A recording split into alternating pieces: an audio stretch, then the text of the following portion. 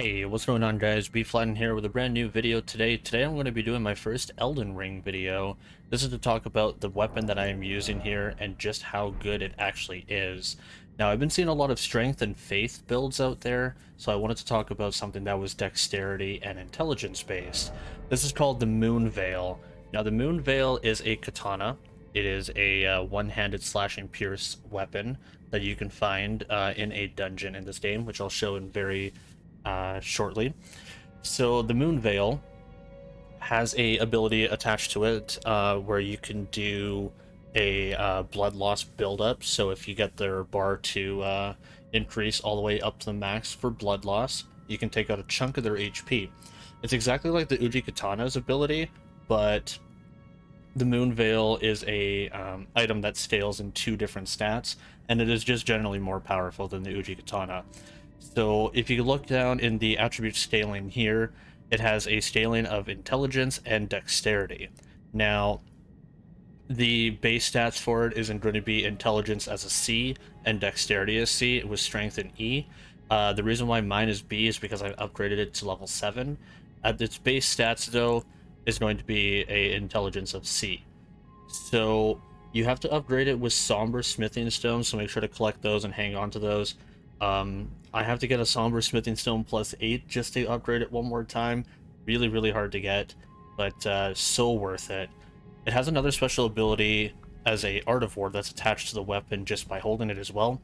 You can kind of unsheath it like this, and it has two different versions of the attack. You could do the light attack, which will send a slash horizontally, or you could do a vertical slash as your heavy attack when you do this ability as well. Each of these do a ton of damage and has like pretty much swept most bosses for me. It also does a lot of poise damage to them as well, which means that you can set up for really good criticals on them. Now I was mentioning earlier where you can find it.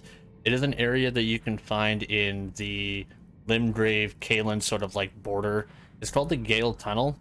There's a boss in here that is fought multiple times over. I'm not going to spoil the boss that's in here, but you can find it in the Gale Tunnel. I'll show it on the map one more time just to make sure you guys can see it.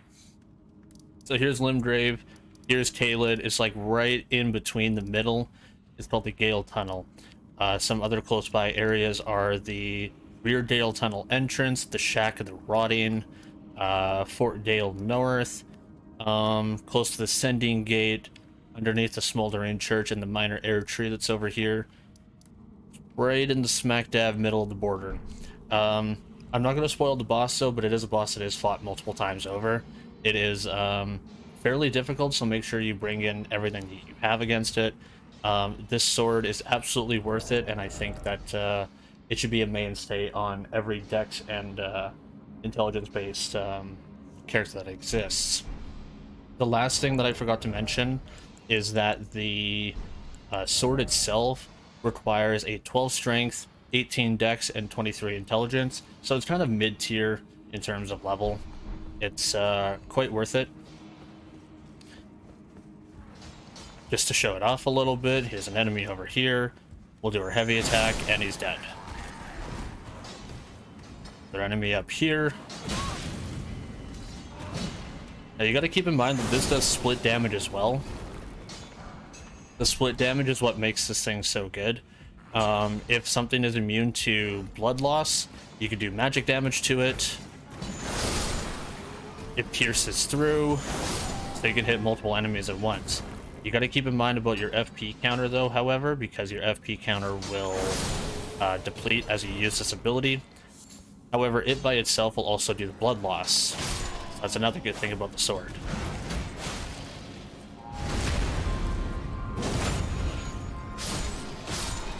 Go ahead and give it a try though, guys. If you want to switch up your build, or if you want to start a new character, or if you're already doing dex and intelligence, this is the sword to use. It is absolutely overpowered, and it will go great with another video that I have planned as well for how you can bring this build kind of all together. I'm also planning on doing a build review video on this character, because it's really starting to flesh out and come together. Let me know if you want to see that. I'll bring out a dex and faith build to the channel. Thank you all so much for watching. My name is B-Flatten, and I'm signing on out of here. Take care, all. Laters.